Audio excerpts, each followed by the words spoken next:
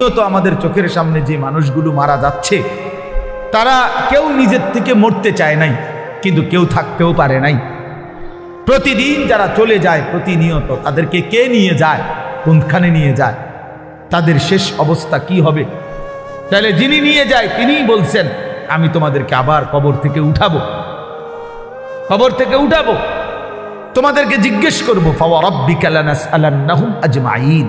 আল্লাহ বলে, কসম বান্দা, আমার কসম, মানে আল্লাহর কসম খাইয়া বলছে, নিজের কসম খেয়ে বলছে, আল্লাহ বান্দা বিশ্বাস করো, আমি কিন্তু তোমাদেরকে জিজ্ঞেস করব আম্মা কানু ইয়ামালুন, তোমাদের পুরা জিন্দেগির প্রতিটা আমল কর্ম আমি জিজ্ঞেস করব। এটা কেন করেছ, এটা কেন ছেড়েছ, লিমা ফাআলতা হাদা লিমা তারাকতা হাদা।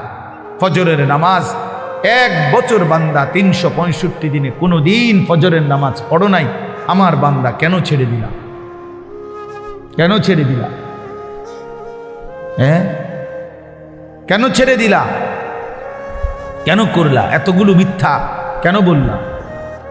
এত টাকা সুদ কেন খাইলা? সুম্মা লা তুসআলুন্না ইয়াওমাইদিন আনিন নাঈম। আল্লাহ তাআলা বলেন, অবশ্যই তোমাদেরকে প্রতিটি নিয়ামত, আনিন নাঈম, আমি আল্লাহ প্রদত্ত প্রতিটা নিয়ামত সম্পর্কে জিজ্ঞেস করব।